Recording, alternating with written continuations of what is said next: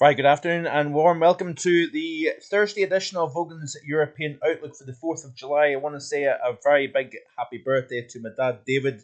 Many happy returns. Hope you're having a good day so far, whatever you're up to. And yeah, let's get right to it. Be sure to hit that like button and subscribe to the channel if you haven't already done so. There is plenty of reason to stick around if you're a lover of all things weather. This was the scene yesterday for our friends in Kingston, Jamaica,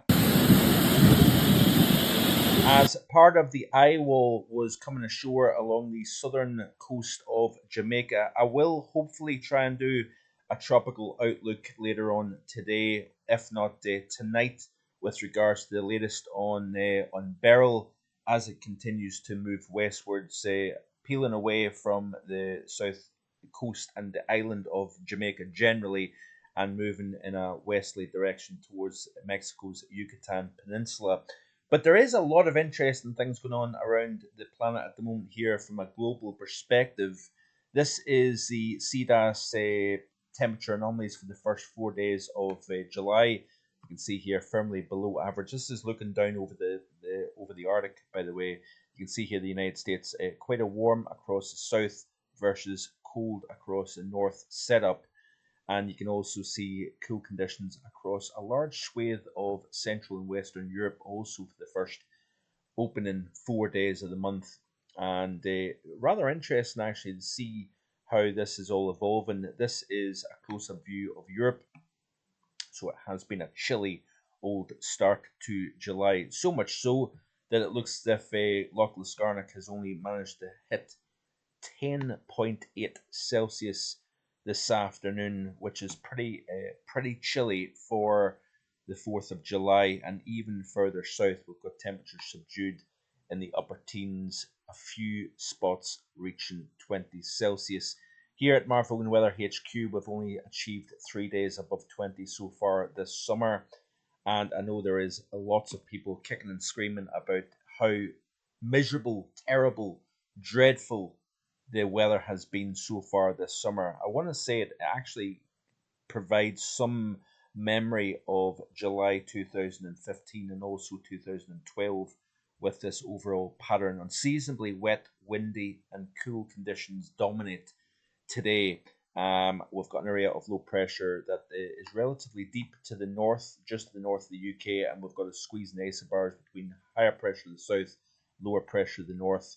And this is the current pressure chart of medial ceiling. You can see here 990 millibar low, not that far to the north of Lewis at the moment here, while we've got pressure at around 10-15 millibars on the south shore of England here. So we've got the squeeze between 990 and 10-15 millibars, and you can see the westerly winds here kind of pulling air in from the northwest actually. So that is just kind of reinforcing the chilly flavour of weather that we are dealing with at the moment here. Let's have a look at the European view.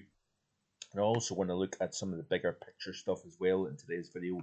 But we've got an area of low pressure not that far to the north. You can see here the centre of the low actually at 988 millibars. That was passing to the north of Scotland during the course of yesterday. Generated even stronger winds actually up here in the far north compared to today. Still blustery, but yesterday we had even stronger gusts of wind. But you can see here that the air is getting pulled from Greenland, Iceland, down into the UK here. So it's kind of just a very, very chilly air mass to speak about. But we've been here before, folks, and I want to draw your attention. In all honesty, this is my opinion. Don't shoot the messenger. We have seen as bad, if not worse, in the past than what we've already seen so far. Remember, we've had a very short-lived, albeit short-lived, spell of warm conditions. It has been in very short supply so far this year, this summer, and it looks as if we are going to push towards the middle portion of the summer, with the first half being firmly cooler than average. But we do have a possibility of seeing something warmer coming north as we move towards the mid to late portions of next week here. But we'll watch and wait and see what happens actually overall. Current temperatures across the continent look like this here. So we have got fresher conditions, Atlantic air getting driven all the way into eastern portions of Europe now. We're starting to see heat build over Iberia, as you can see here, several spots recording 40 Celsius, even 41 Celsius. Some of the hottest conditions of the year so far down across southern portions of Spain and Portugal. You can see here even temperatures down across Greece and Turkey. We're starting to cool things down, particularly in the west, not so much in the east. So some of that fresher Atlantic air is continuing to spread east, southeast over the continent of Europe. This is the current satellite imagery showing that area of low pressure to the north, higher pressure down across Iberia. So we've got quite the contrast between only low teens at very best across the north of the UK. We've got low 40s down across south central Spain. So a very, very big contrast in air masses between the UK and Iberia this afternoon. So yeah, this is the jet stream. No great surprise here that we're talking about a jet that is close to 180 miles per hour at the moment here. Very, very strong for the time of the year. Be curious to know actually what the strongest jet was for this time of the year. I'm sure our friend Shryan Bruin would possibly have that answer for us, or obviously the folks at the Met Office of the BBC Weather would have a better idea. But I'd be curious to know how strong this jet is compared to climatology actually. But you can see the GFS indicating at 9 a.m. UTC this morning we had a jet core of around 153 knots or 176 miles per hour. Probably actually exceeded 180 miles per hour at one point. But notice how straight lined it is, how flat it is. And if we look at the bigger picture, you can actually see that being the case. So this is looking global. This is off the GFS, 250 millibar winds, and we've had a very flat jet overall, which has been quite interesting. Across the Pacific, we've got some very, very warm waters over the central North Pacific. We've got cool to the north, and I've been watching some analysis, expert analysis by Eric Snodgrass. It's a company, Nutrien, based in the United States, and they do some amazing analysis every day for about a half an hour. And he's been specifically talking about the core of warm waters over the central North Pacific, and also referring to the very warm waters over the central North Atlantic. And the contrast between warm versus cold anomaly has been driving a stronger than average jet in between that here. So we've had troughiness over Alaska, we've had ridging over the central portion of the North Pacific. We've had very similar over the North Atlantic. There's been a bit of a mirror image between the two ocean basins, but very strong jet coming out of the Pacific into the northwest of the United States. We've also got a strong jet exiting North America, crossing over the Atlantic.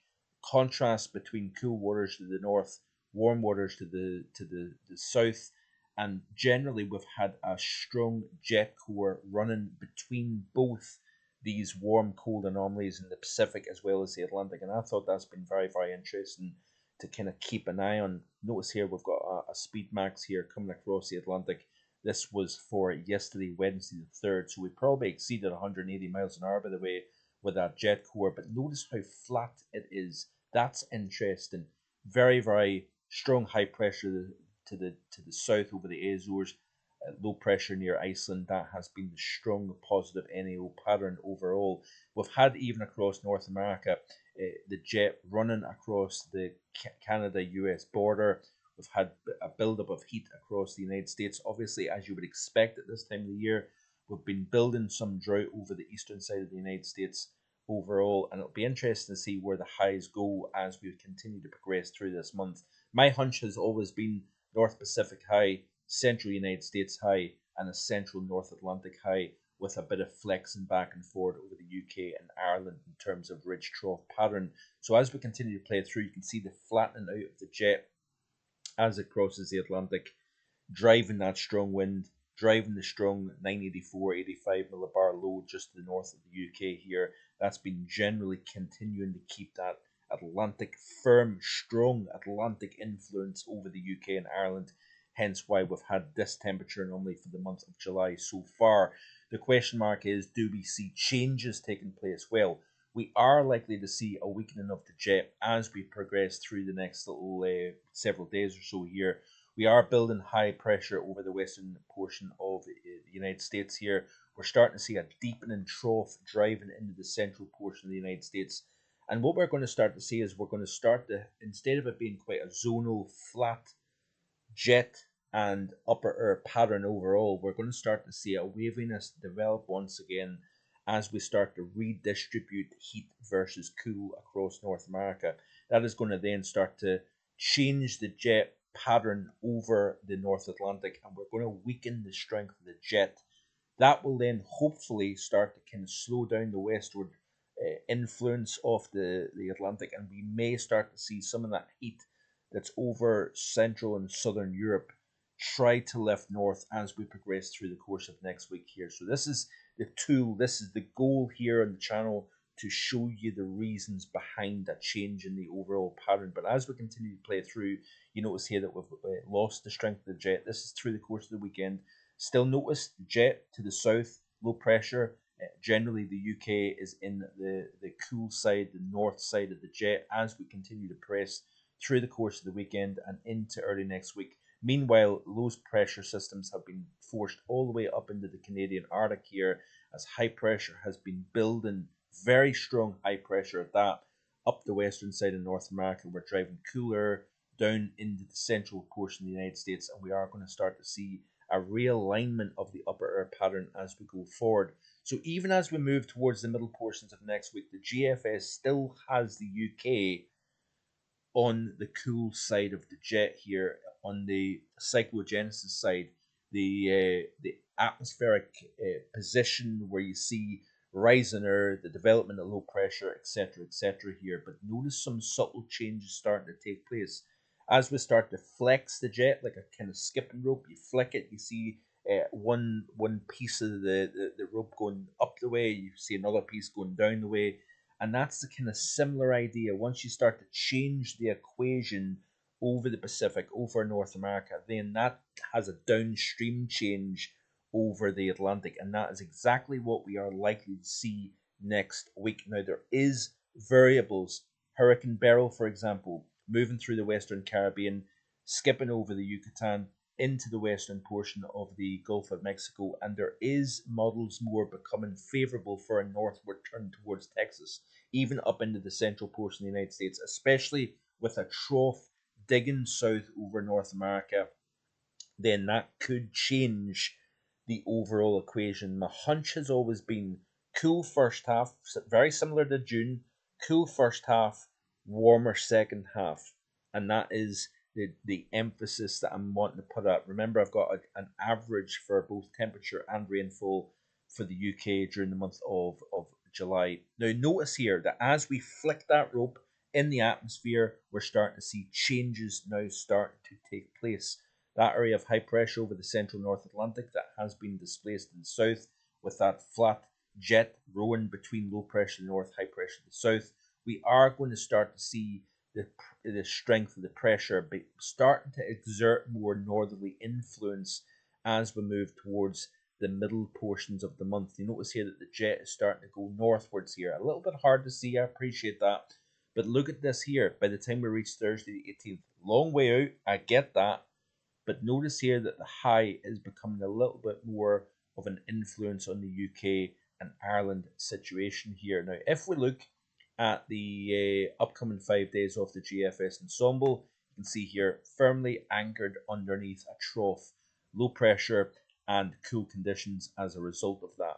Then as we skip to the 6 to 10 day, which is merely only the 9th through the 14th here, you start to see changes taking place. We're starting to increase pressure up into Scandinavia here. We're starting to see the pressure building to the north of the UK.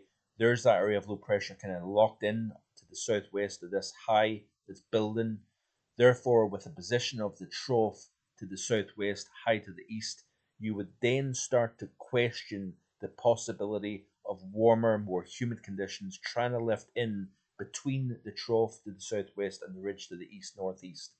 That is my hunch as we move through the course of next week. And this is all courtesy of changes taking place over North America, then the downstream changes over the Atlantic, and consequently the changes taking place over Europe. This is the 11 to 15 day. You can see here that we still have neutral heights over the UK and Ireland, which suggests that we cannot necessarily shake off low pressure. let's have a look and see what the temperature anomalies are looking like here. For the upcoming 5 days, firmly cooler than average is the dominant player. So this is taking us out to the 9th of July. As we skip to the 6 to 10, we're starting to see an easing of the cool anomaly, but not necessarily turning warmer than average or firmly warmer than average. But you can see here, average slightly above average seen by the model towards the period 9th through 14th. So that's the progression through next week. And then the 11 to 15 day, we're slowly starting to see something a little bit more resembling July in terms of the temperature anomalies here. Remember, the average now is about what, 17 Celsius in the north, 18 at best, upwards of 23, 24 Celsius down across the south of the UK at this time of the year here. So we are seeing the approach on the highest average temperatures of the year for not just the UK and Ireland, but Europe overall. So you can see some interesting changes taking place: a weakening of the jet, a shuffling of the air masses, whether it be cool versus warm, etc., etc. And it'll be interesting to see how this all evolves as we go through, particularly the course of next week here. So wet and unsettled over the next several days will continue. We will continue to see west and northwesterly winds, and that will continue to drive home that rather cool and unseasonable theme weather-wise. This is incidentally the GFS ensemble for the rainfall anomaly here. So we've got generally wet than average across a large swathe of the UK and Ireland, not necessarily dark greens representing exceptional wet weather compared to average, but nonetheless it is wetter than average generally speaking. And then as we continue to play through this loop, you can see here that the wetter than average theme largely lingers, albeit it gets a little bit closer to average, even slightly drier than average towards the end of the overall loop. So we will wait and see what happens as we go forward, folks. This is an interesting time, and it'll be interesting to see how the pattern evolves overall. Remember, I was saying to you about that the sea surface temperature anomalies and how I think the high is going to kind of focus over the warm anomalies overall. You can see here the kind of stretched out nature now. Cool to the north, warm to the south, and then cool further south. Bit of a tripole over the North Pacific, you notice, but you can see how the jet and the winds at the surface have been driving this warm cool anomaly in the profile. Notice here the warm bullseye over the central North Atlantic and cool waters, especially just to the west of the UK and Ireland here. That's quite the contrast between just off the Irish coast and the central North Atlantic here. You would expect to see the jet kind of riding between these two warm and cold anomalies overall. We are continuing to see the La Nina try to develop, and I think we will see that. It's slower than what the models expected, but I still think we will be in La Nina territory as we move towards the late summer and into the autumn season. But it's going to be interesting to see how this all pans out.